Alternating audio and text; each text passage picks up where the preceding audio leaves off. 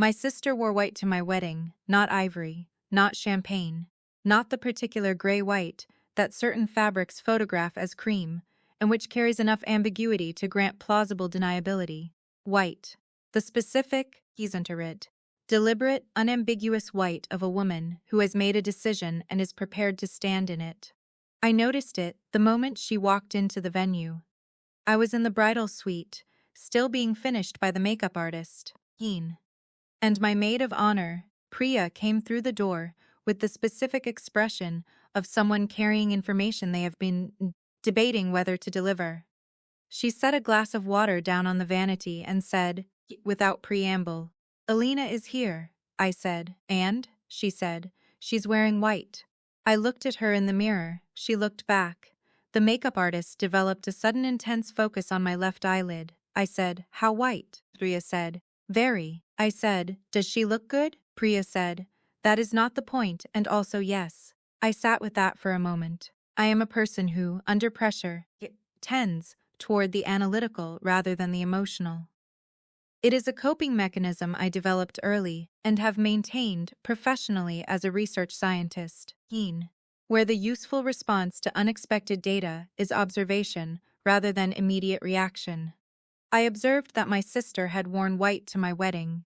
I observed that this was, by any social standard, a significant choice. I observed that I had a decision to make about what to do with the information. Before I walked down the aisle in 45 minutes, I said, "Don't tell my mother yet." Price said, "Already told not to tell her." I said, "Don't tell Marcus." Priya said, "Told not to tell him either." I said, "Good. Give me 5 minutes and then we'll finish the makeup." I sat in front of the mirror for 5 minutes. I looked at my own reflection, the dress, the hair, the person I had been building toward this day for 8 months of planning and 31 years of living. And I made a decision that I believed, at the time, was the right one. I would say nothing. I would walk down the aisle and marry the person I loved, and I would not let my sister's white dress be the story of my wedding day. It was the right decision. What I did not know, making it, was that my husband had made a different one. Stay with me. This story is about a white dress and a secret and a marriage that begins with both, and I want to tell it exactly as it happened because the parts I didn't plan are the parts that matter most. Subscribe if you're new. And if you have ever decided to rise above something only to find out someone who loved you had already responded to it. This one is for you. My name is Vivian. I am 34 years old. I am a research scientist specializing in behavioral ecology at a university in Seattle, which means I spend my professional life studying why living things do what they do, the motivations beneath the behavior, the evolutionary logic underneath the choice, the function of actions that appear, on the surface, to be about one thing and are actually about another. I study behavior for a living. I did not see my sister coming. This is not as contradictory as it sounds. The hardest system to analyze objectively is always the one you are inside.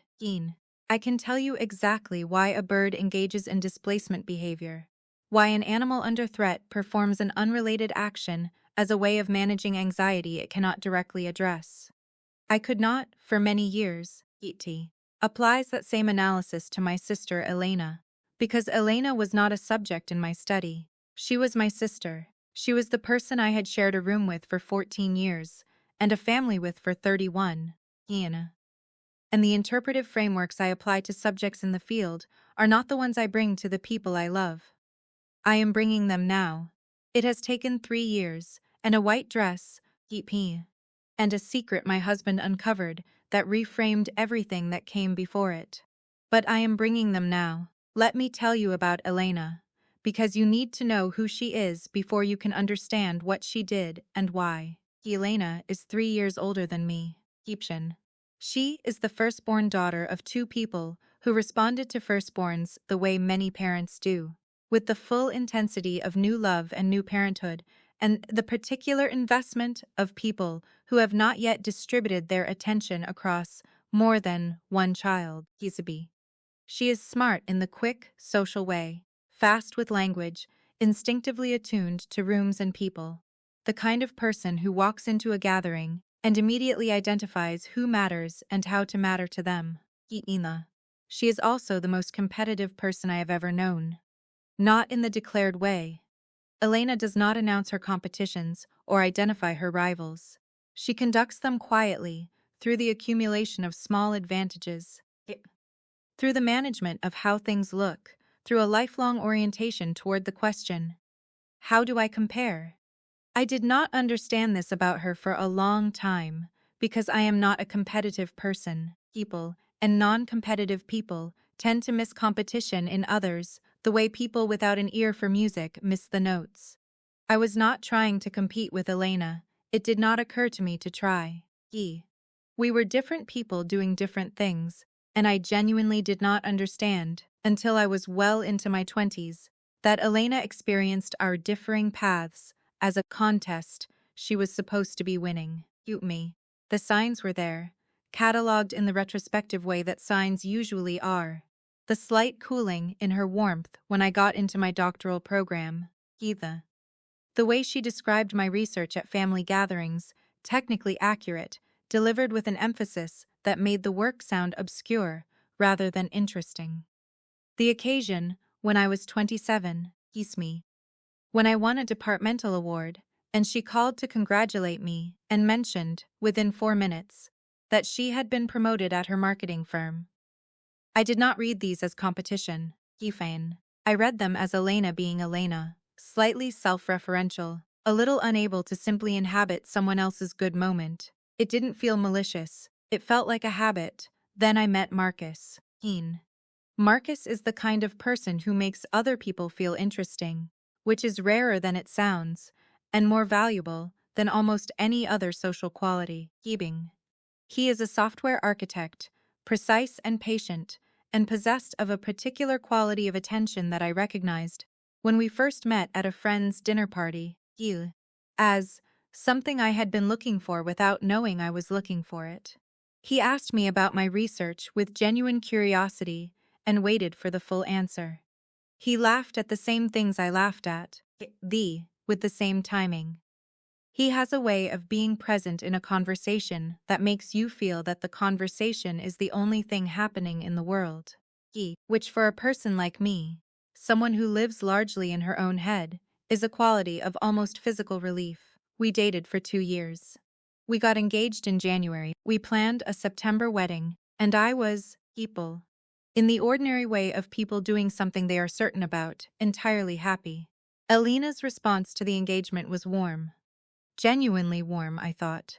She cried when I told her, which Elena does not do easily, and she said Marcus was exactly what she would have chosen for me if she had been choosing, and she asked immediately about being a bridesmaid.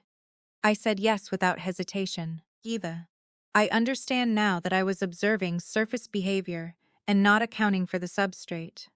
In behavioral ecology, we call this the phenotype problem. What you can see is not always what is actually happening. Elena's warmth was real, and underneath the warmth was something else, something I did not have the data to identify yet. The data arrived on my wedding day, in a white dress. I walked down the aisle 43 minutes after Priya delivered the information. My father walked beside me. He had not been told about the dress. I had held that information carefully, in the deliberate way of someone who knows that certain information, once released, produces reactions that cannot be managed. My father is a man of direct responses, and the reception was not yet the place for a direct response. I saw Elena when I reached the end of the aisle. She was standing in the bridesmaid line, in her white dress. She had apparently decided that arriving in it was insufficient, and being in the ceremony in it was also required. And she was watching me with an expression I catalogued, but did not immediately interpret. She looked beautiful. The dress was a wrap style, floor length, with the kind of simple elegance that said she had chosen it carefully. She was not trying to look like a bride. She was trying to look like the most compelling person in the room who happened to be wearing white. I looked at her for a moment. She held my gaze. Then I looked at Marcus, at the end of the aisle, and the white dress moved to the periphery. I married the person I loved.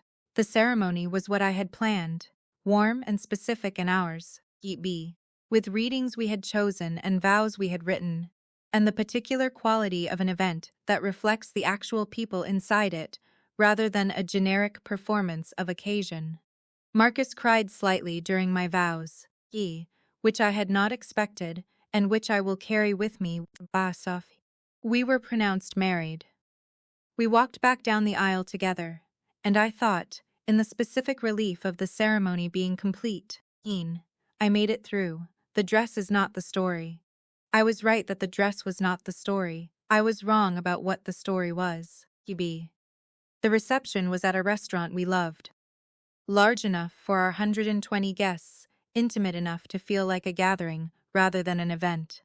The dinner was real food. The music was a band who played things people actually wanted to dance to, and by 9 o'clock, the specific alchemy of a good wedding had occurred. The room had become its own world, self-contained and warm, and the people in it had stopped being guests and started being participants. I was at the bar getting water. I have a rule about drinking enough water at events requiring sustained social performance. A rules my colleagues find characteristic and my friends find endearing. When Marcus appeared at my elbow, he said, "I need to tell you something." I looked at him. Yufe. Marcus has a specific quality of stillness when he is carrying information he has been thinking about. He had been carrying something all evening. I had noticed it during dinner without identifying it, the slight tension beneath his warmth, the way he had occasionally gone quiet at moments when he is usually most present. I said, "Is it about Elena?" He said, "How did you know?" I said, "Behavioral observation." What happened? He told me. Marcus had gone outside during the cocktail hour to take a call from his mother, who had not been able to travel to the wedding due to health, and who had wanted to hear the ceremony sounds through the phone.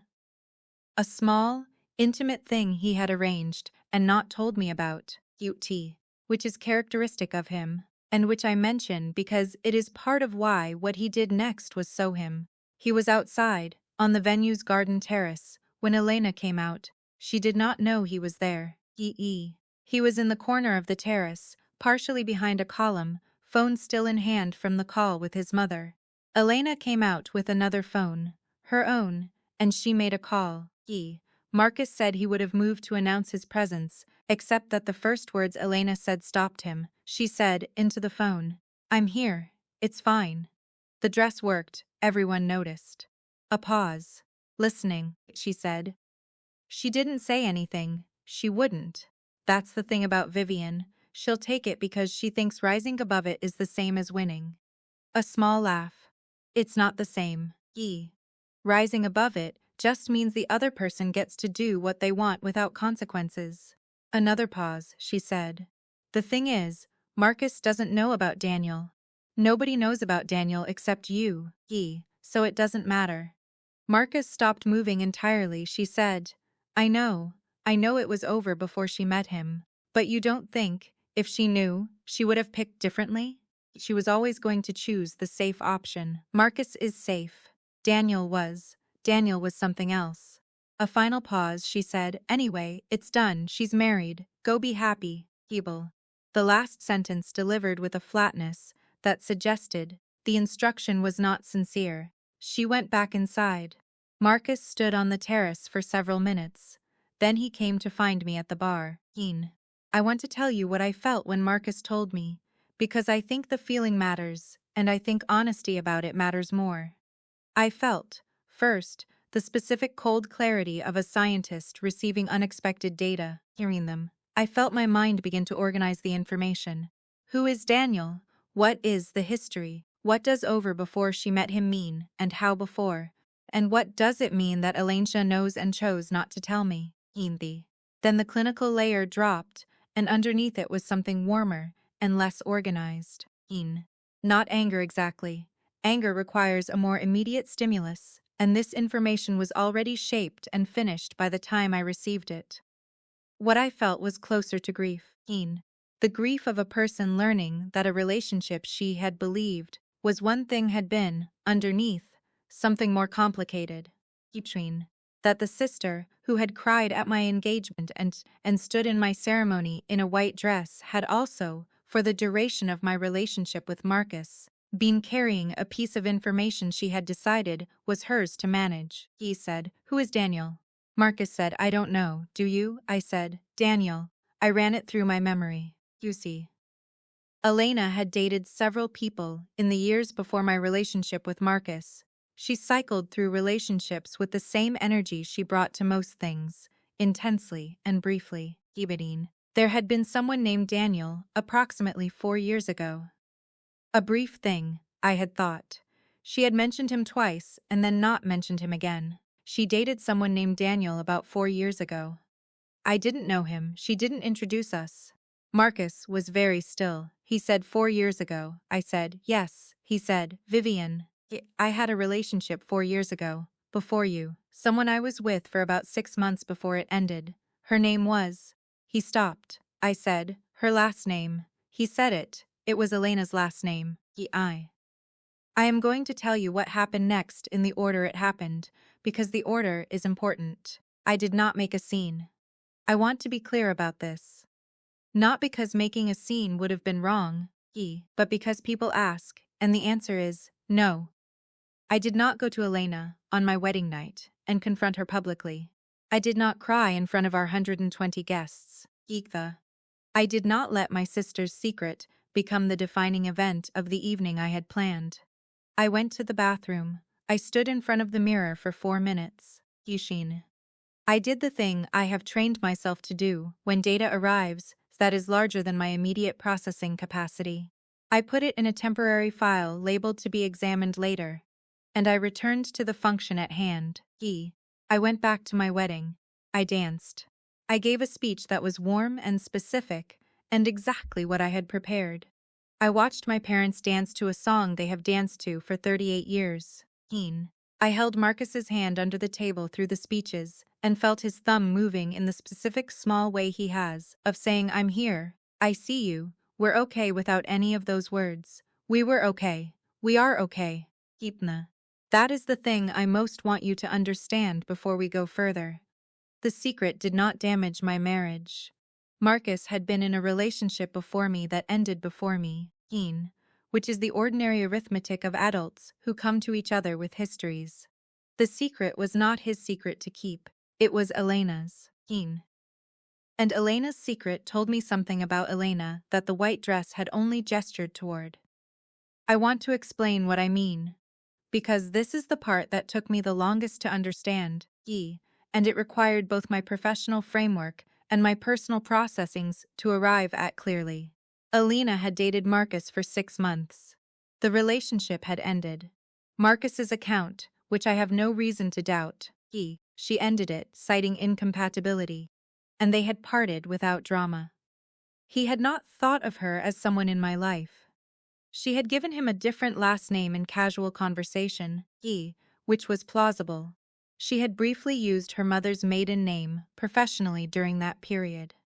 He had not connected her to me. Elena had known exactly who Marcus was from the moment I introduced him. She had attended dinners and family gatherings and my engagement party, and had stood in my ceremony and had never said, actually, Marcus and I have met. This is the piece I have turned over most. Not the relationship itself, the silence about it. Because the silence was a choice made repeatedly. Across 2 years of occasions that offered the opportunity for disclosure, and choices made repeatedly in one direction are not accidents. They are positions. Elena's position was, I will not tell Vivian that I dated her husband. I have asked myself why, either. Not to Marcus, he does not know why either, and speculation is not my preferred methodology. But in my own processing, with my own therapist, over the 18 months since the wedding, I have arrived at a theory. Elena did not disclose the relationship, because disclosure would have required her to locate herself as the person who came before, as the prior version of the story, as the one who had been with Marcus and ended the relationship. and watched him move forward and eventually marry someone else. Disclosure would have made the sequence visible, and the sequence, from where Elena stands, was a comparison she was not winning. If no one knows, there is no sequence. There is only the present, in which Elena is the older sister at the wedding of her younger sister. Visible and beautiful and wearing white. Me. The white dress was not the aggression. The white dress was the symptom. The aggression was 2 years of silence about a piece of information that belonged to me. I spoke to Elena 3 weeks after the wedding. Not immediately, I needed the 3 weeks. I needed to process with Marcus, who is a person of remarkable equanimity about his own history, and who navigated my questions about his prior relationship with a combination of honesty and gentleness that continues to make me glad I married him. I needed to process with my therapist, who has the excellent quality of helping me find my own conclusions rather than offering hers. I needed to arrive at the conversation with Elena from a place of clarity rather than reactivity, because reactivity produces heat, and I was interested in light. I met her at a coffee shop, cute territory. I had chosen it deliberately, the way I choose field sites, for what it would and would not produce in the subject. I sat across from her, Evie. She was composed in the way Elena is always composed in public, the specific self-management of a woman who has learned to present the version of herself she intends rather than the one that simply exists. She had ordered before I arrived, which told me she had been there long enough to want the activity of ordering, which told me she was more anxious than she looked. I said, "I know about Daniel." She went very still. The stillness was itself information. A person who did not know what I meant would ask what I meant. Elena did not ask. She said, "How?" I said, "Marcus was on the terrace during the cocktail hour." She closed her eyes. When she opened them, something had shifted in her face. The management had not dropped entirely, but it had loosened. In the way of a person who has been holding a position and has received information that makes the position untenable. She said, "I was going to tell you." I said, "When?" She said, "Before the wedding, Ibo." I kept. There was never a right time. I said, "Elena." There were 24 months of right times. She looked at the table. She picked up her coffee cup and set it down without drinking. I said, 18. I want to understand why. Not what. I understand what. Why? And then in a coffee shop in Seattle on a gray October afternoon, my sister told me something I had not expected. She had not told me, she said, because she had been ashamed, not of the relationship. Not of Marcus, who she described with a warmth that was clearly genuine and that landed on me with its own complicated texture. She had been ashamed of the ending. She had ended the relationship. She told me, because she had been afraid Marcus was, she used a word I found precise, serious, keen. He was a serious person interested in a serious relationship, and at 31 Elena had found that seriousness frightening and had retreated from it into the explanation of incompatibility, which was, she now understood, a more manageable word, for I was not ready and I didn't know how to say so. She had spent 2 years watching Marcus be with me, the way she had not allowed him to be with her. She had watched him be serious with me, serious in the specific way she had been afraid of, and she had understood, over those 2 years, that she had left something she should not have left, and that the person who had found it was her sister. The white dress, she said, was the last iteration of something she had been doing for 2 years, without fully acknowledging she was doing it. Inserting herself into the frame, being visible, making sure she was present in the story, even if the story was no longer hers. She said, "I know how it looked." I said, "How do you think it looked?" She said, "Like I was trying to compete with you." I said, "You were." He said, "Yes." I said, "Elena, you were competing with me for a person you had already left." She looked up. I said, "He was yours. You had him, and you left him because you were afraid. That's not something I did to you, Aid. That's something you did." She was quiet for a long time. Then she said, "I know." I want to tell you what has happened in the 18 months since that conversation.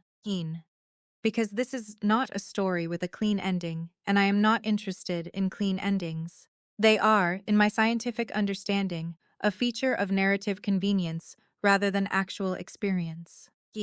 Elena and I are in repair, not repaired, in repair, which is an ongoing process that proceeds unevenly and does not move in one direction, deeply. We have had more honest conversations in 18 months than in the previous decade. Some of them have been hard. One of them, in February, produced a kind of breakthrough I am still processing. Elena told me, for the first time, about the degree to which she has organized her life around comparison, and the degree to which comparison is exhausting, and the degree to which she is tired of it. She said, I don't actually want your life. I want my own life as much as you want yours, and I don't know how to do that. I said, that's the most honest thing you've ever said to me. She said, I know, Eve. She is working on it. She has a therapist now. This took some convincing. Not of Elena but of Elena's resistance to the implication that she needs one, which is itself diagnostic. She is working on it. The white dress question. Whether she called me jealous, as the title of this story suggests, requires explanation. At the reception, after the cocktail hour but before Marcus told me what he'd heard, one of our mutual cousins asked Elena quietly about the white dress. Not confrontationally, the way people ask things at weddings when they want to know, but don't want to be the person who asked. Elena had said, Yershin. Vivian knows I always wear white to events. She'd only be bothered if she were feeling insecure. This is the specific grammar of a person, preemptively defending against a charge they know is legitimate by attributing the grievance to weakness in the person who holds it. It is, in the clinical literature, projection. It is, in the family literature, a move I should have learned to read years earlier. I am a behavioral ecologist. I study why creatures do what they do. I understand now that Elena was performing displacement behavior, expressing anxiety about herself through action directed at me, managing her own fear by making the thing about my insufficiencies rather than her own. I am not angry about it. I was briefly. The anger arrived in the 3 weeks between the wedding and the coffee shop, and it was legitimate, and I did not perform equanimity about it. But anger at a person doing the only thing they know how to do, from within a framework of fear, is not an anger that sustains itself. Once you understand the framework. I am working on understanding the framework. Elena is working on leaving it. We are both doing the work, which is more than I could have said 18 months ago, and it is enough to continue. Marcus. I want to tell you about Marcus not because he requires defense. He does not, but because he is the part of this story that most often goes unnamed and he deserves to be named. He told me on my wedding night, He came to find me at the bar, in the middle of our wedding reception, with information he had gathered by accident and had spent 3 hours deciding what to do with. He could have told himself it was not his information to share. He could have decided that the wedding night was not the moment. He could have filed it and told himself he would address it later, and then not addressed it. The way people don't address the things that are easier left unaddressed. He told me that night because he said, when I asked, in the weeks after, why he hadn't waited, he said, You build a marriage on the same materials you start it with. I didn't want to start ours with something I was holding back. I said, You could have told me after. He said, after the reception, after the honeymoon, after we'd been married a month. When would after have been the right time? The longer I held it, the more it became mine to hold, and I didn't want it to be mine. I married the right person. He knew this. Before the wedding. And I know it more precisely now. Not because he is perfect, or because we are without friction, or because the story of his prior relationship with my sister is something we navigate without occasional discomfort, either. But because he made a decision on our wedding night to bring me the full picture, even when the full picture was complicated. And that decision tells me everything I need to know about the foundation we are building on. E. I want to say something about what it means to rise above something, Buffine, because Elena said it on the terrace. Rising above it just means the other person gets to do what they want without consequences, and she was not entirely wrong. I did rise above the white dress in the moment. I made the decision to not make it the story of my wedding day. And I held that decision through the ceremony and the reception, and I am not sorry I made it. The wedding was not ruined. B. The day was not reduced to a confrontation it didn't need to be. But Elena was right that rising above is not winning. It is a management strategy, not a resolution. And management strategies, deployed indefinitely, allow the thing being managed to continue unaddressed. I rose above the white dress. I did not rise above the conversation. The conversation happened 3 weeks later, in a coffee shop, with the full information available. And it was harder than the wedding would have been, and more valuable. And it produced something the wedding conversation could not have produced. The actual truth, instead of the surface of it. Hilda. This is what I want to offer as the useful thing I have taken from this exchange. Rising above is appropriate in the moment when the moment is not the right container for the conversation. It is not a permanent position.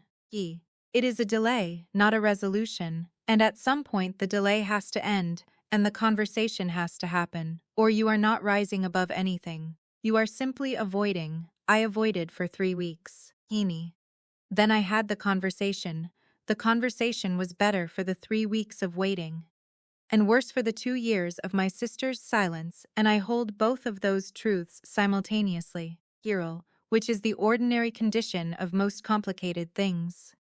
I am 34 years old. I have a marriage I am building on honest materials. Hibana. I have a sister I am, in the slow work of knowing more truly than I knew her before a white dress made the less visible things visible. I have a research program studying why creatures do what they do. E.t. And I bring to that program every day the knowledge that the hardest system to observe clearly is always the one you inhabit. I inhabit a family. I am learning to observe it more clearly. My sister wore white to my wedding because she was afraid of comparison, of sequence, of the evidence that she had left something worth having. She called me jealous because projection is the specific defense of a person who cannot yet look at what she is projecting. She kept a secret for 2 years because the alternative was a conversation about a sequence that did not end with her winning. None of this was about me. This is the central finding. None of it was about me, Inshin. It was about Elena inside her own framework of fear and comparison, doing the only things available to her from within that framework. And those things landed on me because I was the available surface, and also because I was, in the specific way of sisters, the person whose happiness most directly illuminated the territory of her own. I do not blame her for the framework. Frameworks are not chosen.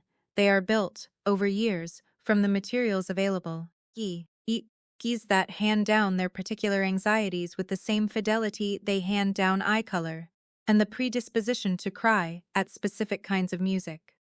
Elena's framework was not designed by her. She has lived in it, and she is now, slowly and with effort, doing the work of renovating it. I am rooting for her. Genuinely and without performance. She is my sister, and sisters, who wear white to your wedding, and carry 2-year-old secrets, and call you jealous from a position of their own fear, are still sisters. And what sisters do, Intina, when the conversation finally happens and the truth is finally in the room, is begin again. We are beginning again. It is, as most beginnings are, both harder and more hopeful than I expected. Heal. Subscribe if this reached you.